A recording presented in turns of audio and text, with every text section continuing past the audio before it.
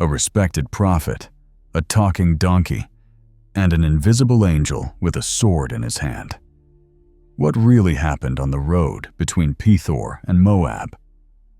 Today, you'll hear a story so strange, so absurd, and so real that many read it and don't understand what God was truly doing. But pay attention. This isn't just another Bible story.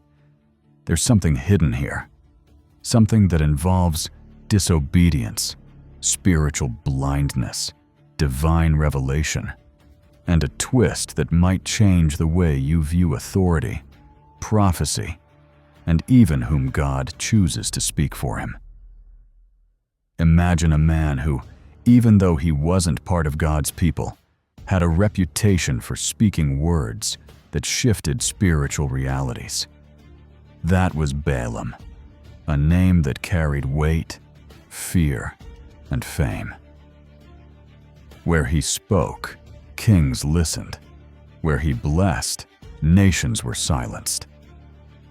This blind prophet, as the scriptures would later reveal him to be, is at the center of one of the most puzzling and ironic passages in the Bible. And it all begins with a curious search. What drives a pagan king to seek out a man like Balaam? The answer lies in a rarely mentioned but decisive name: Balak, king of Moab. He saw Israel's growth and trembled. It wasn't just an army advancing. It was a people surrounded by a spiritual vision, carrying the very presence of God. So, in his desperation, Balak devised a desperate plan: to curse Israel not with spears, but with words. And for that, whom does he call? Balaam. Do you grasp the depth of this? The king didn't seek warriors.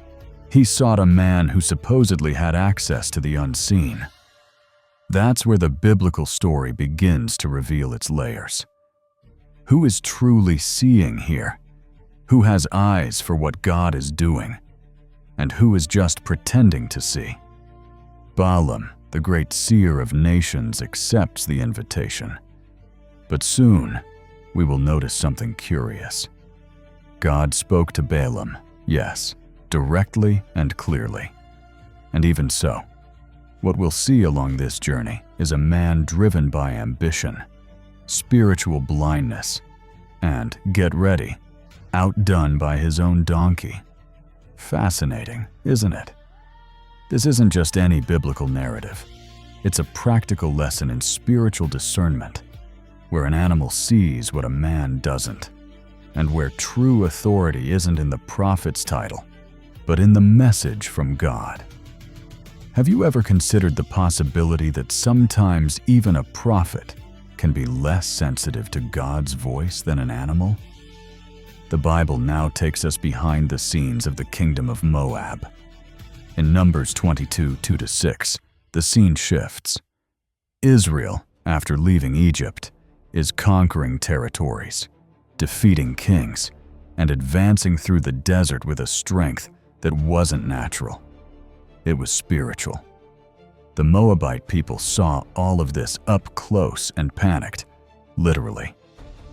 Balak, the Moabite king, watched Israel's approach and came to a conclusion that reveals much about the human heart. If I can't win with the sword, maybe I can win with a curse. This is where the narrative reveals yet another layer of Balaam's curious story. Balak believed in the power of words. He believed that a prophet with authority, even a foreign one, could reverse the divine protection that rested on Israel. Isn't that a fascinating biblical curiosity?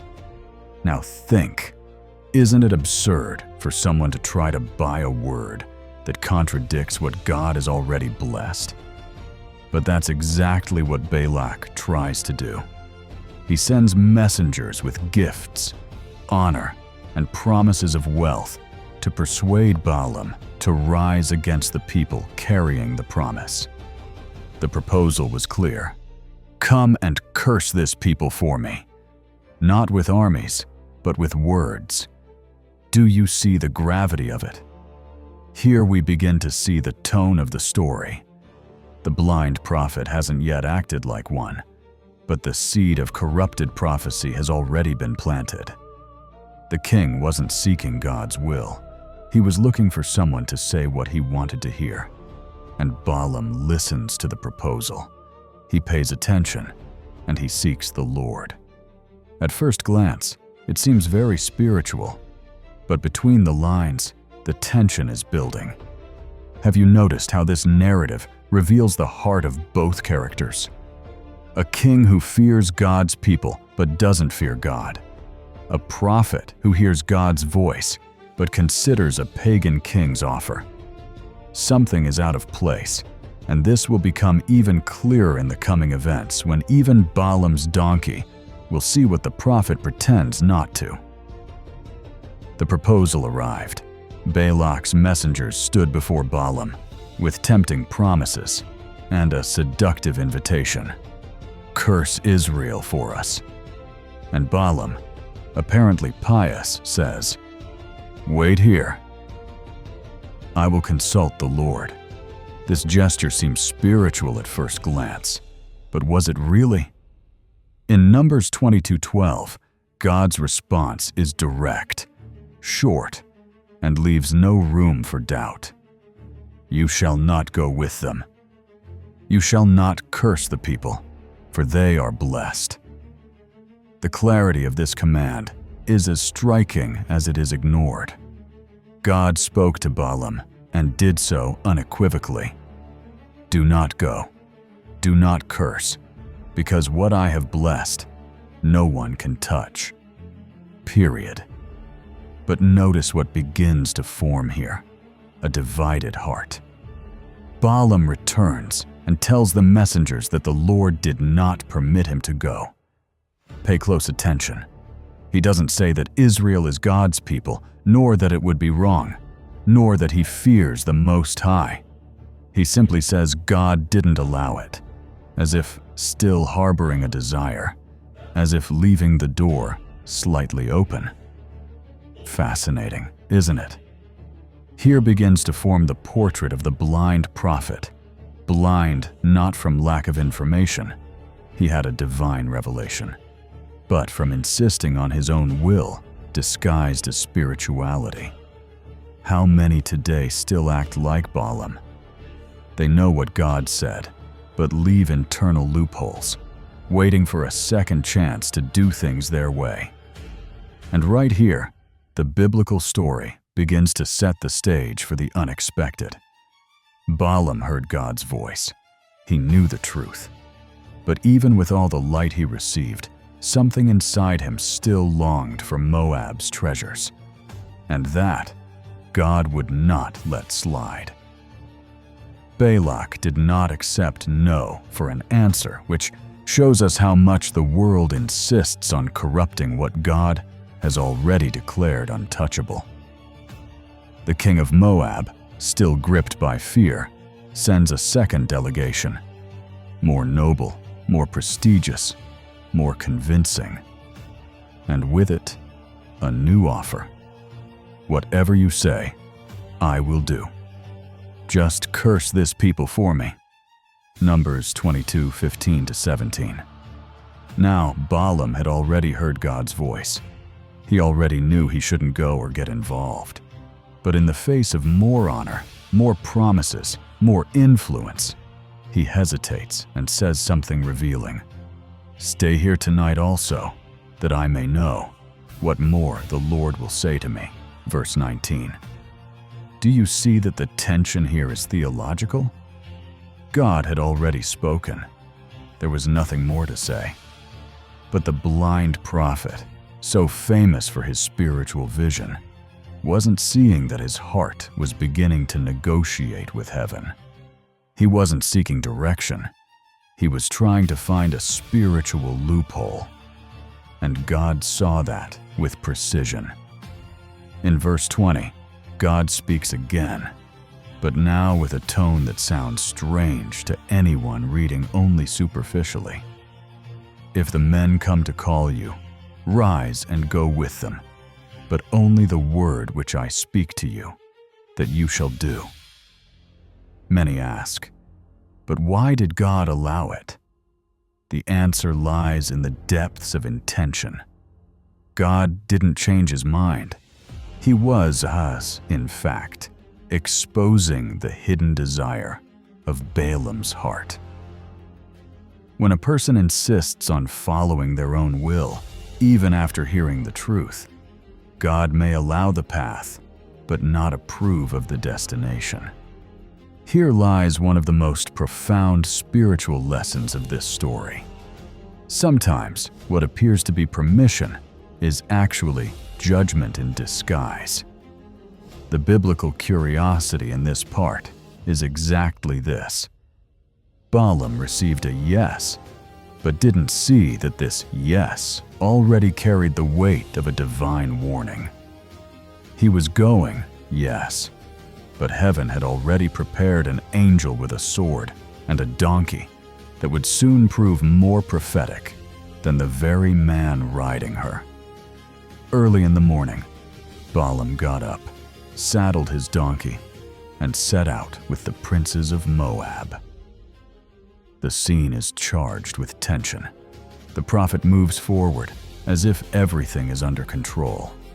After all, God had permitted it.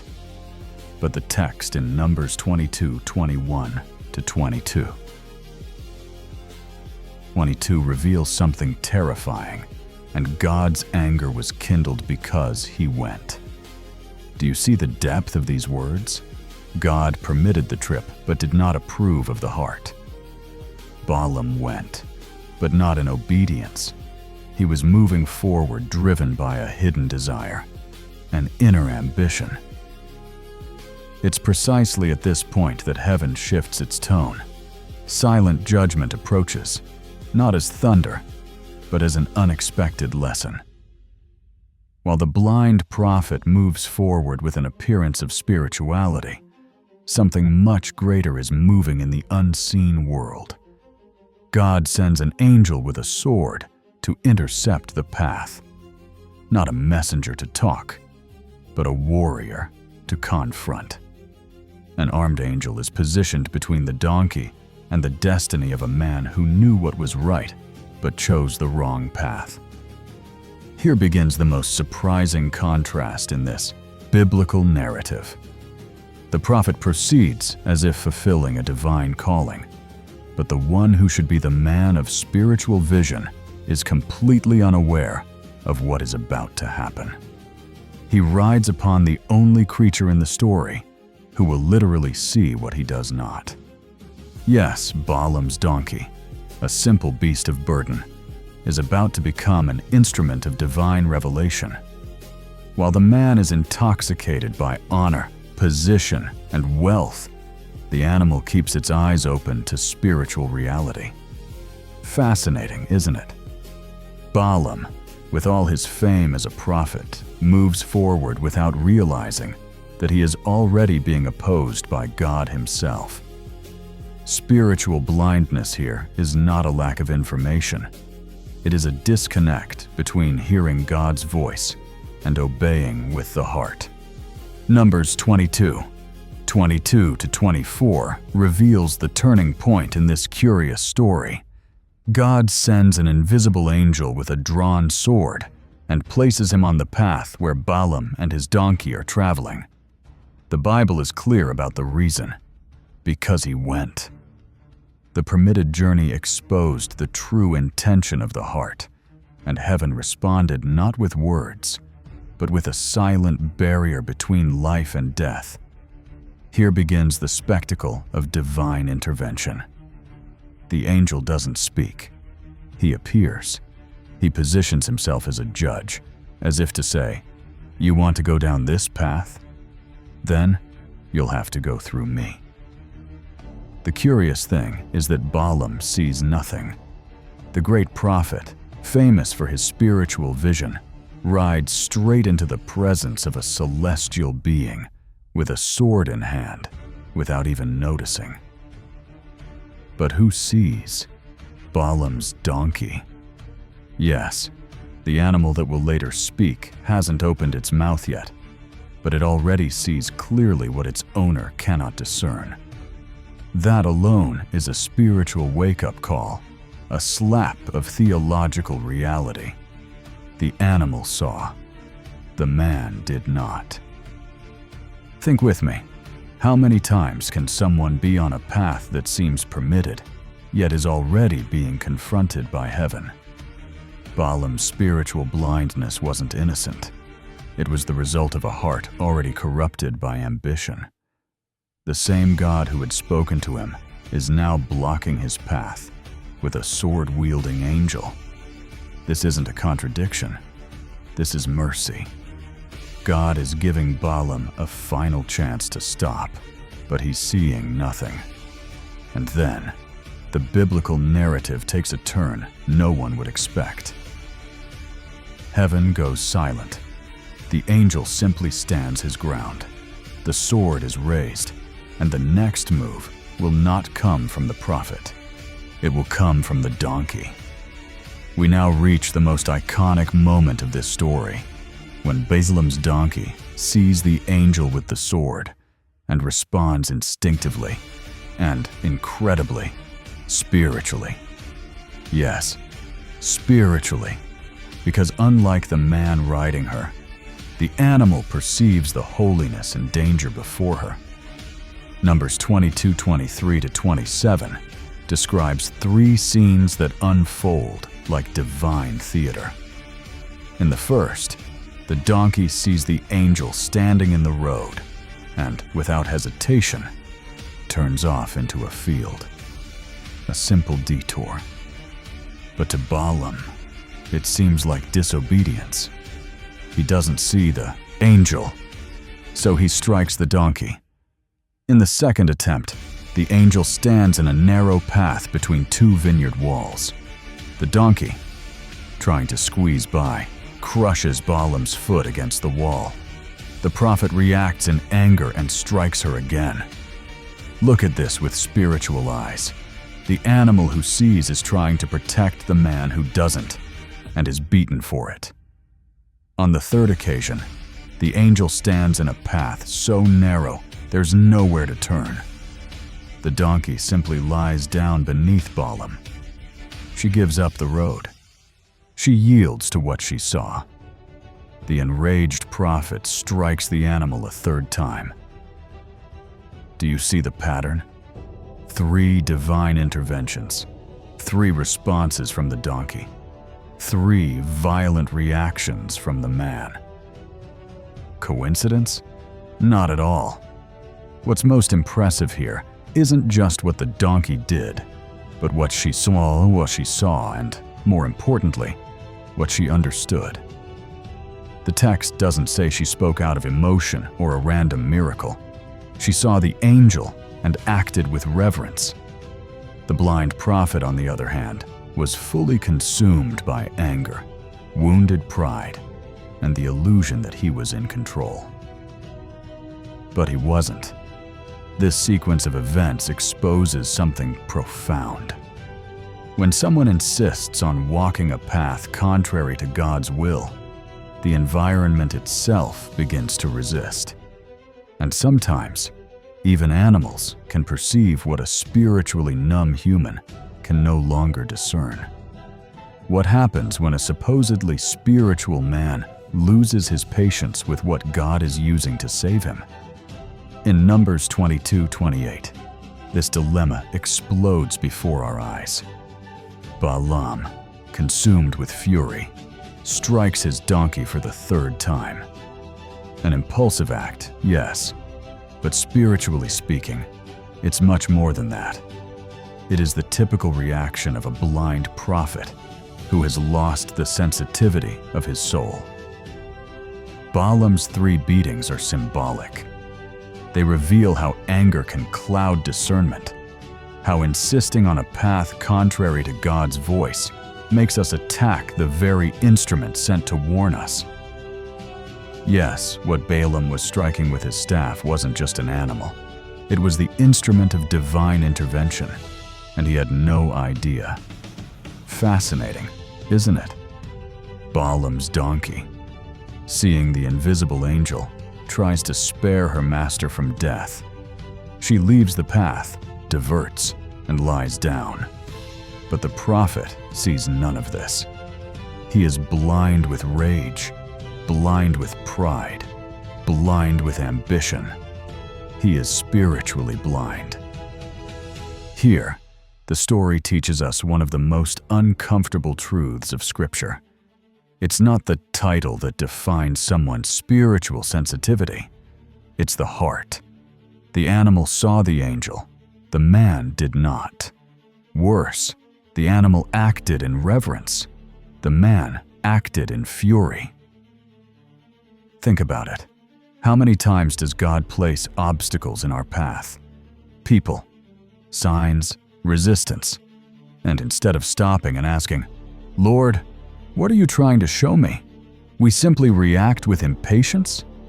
Balaam reacted with violence 3 times, without realizing he was fighting against his own deliverance.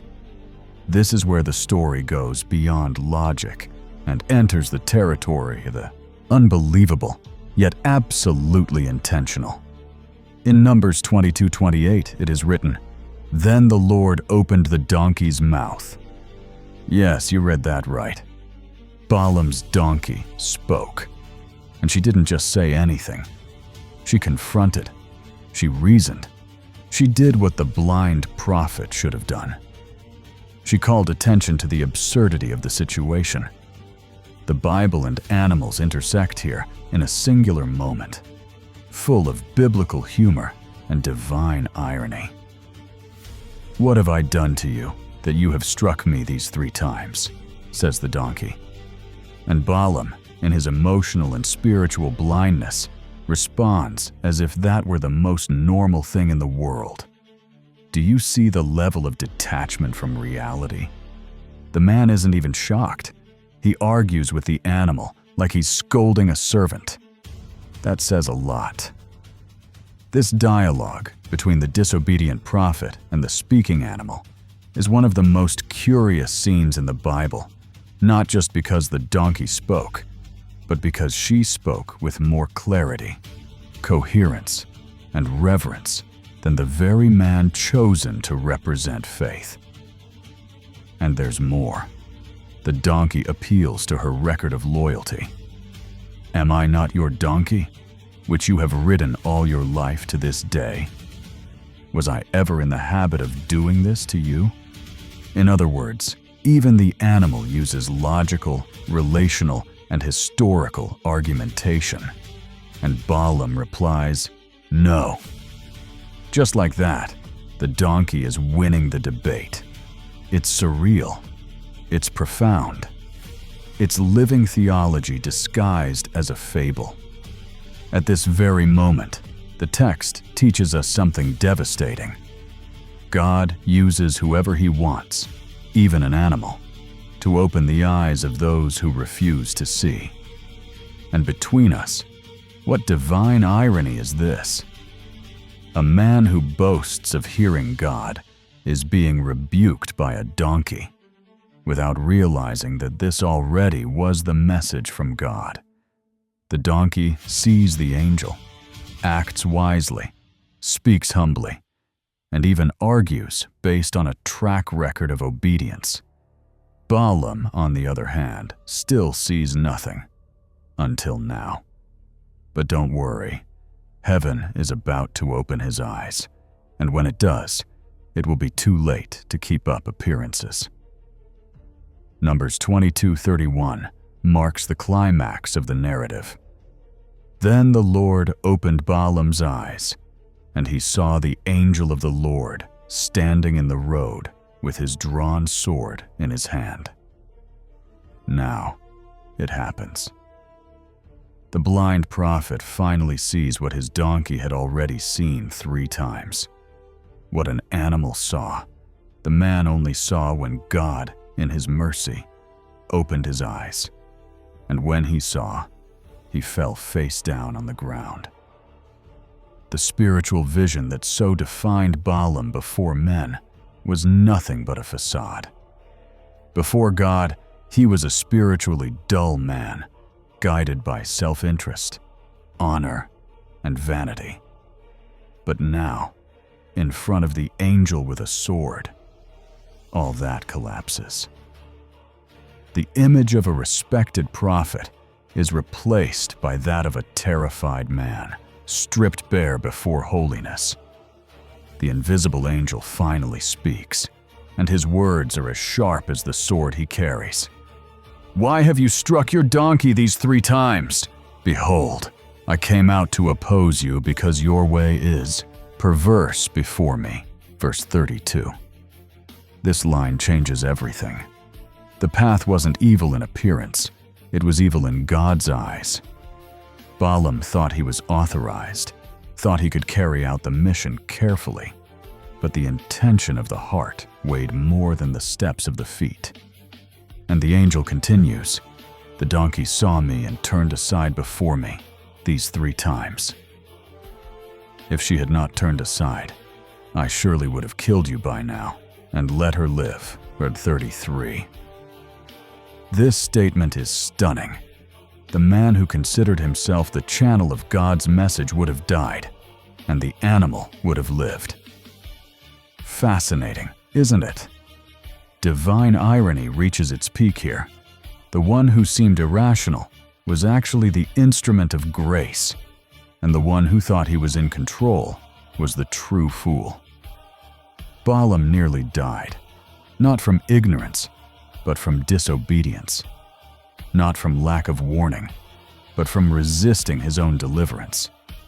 He confesses his guilt and offers to return, but the damage is done. God allowed him to see and to feel the weight of his mistake. This scene isn't just dramatic, it's instructive. God is showing that it's not enough to have gifts, reputation, or spiritual eloquence. If the heart is crooked, even a donkey has more discernment than the man who calls himself a prophet. Now that Balaam's eyes have been opened, the comparison becomes inevitable. This entire biblical story revolves around a shocking contrast. The animal saw, the man did not. Balaam's donkey saw the angel with the sword, discerned the danger, and responded with reverence. The prophet, the chosen one, the spiritual man, the famous figure, was completely blind. This divine irony is the core of the narrative. It's not just about an unusual miracle or a bizarre biblical curiosity. It's a silent judgment on who is truly connected to God's voice. Balaam carried the title of prophet, but his heart was far from the sensitivity that should have accompanied it. The donkey, without speech, honor, or glory, discerned more of the spiritual realm than the messenger himself. This contrast is the soul of the spiritual lesson. And here's an important theological point. Balaam's problem wasn't lack of information. He heard God. He was warned, but he insisted. He tried to negotiate with holiness. He wanted to serve 2 masters, and in the end, he had to learn from a talking animal. Think with me.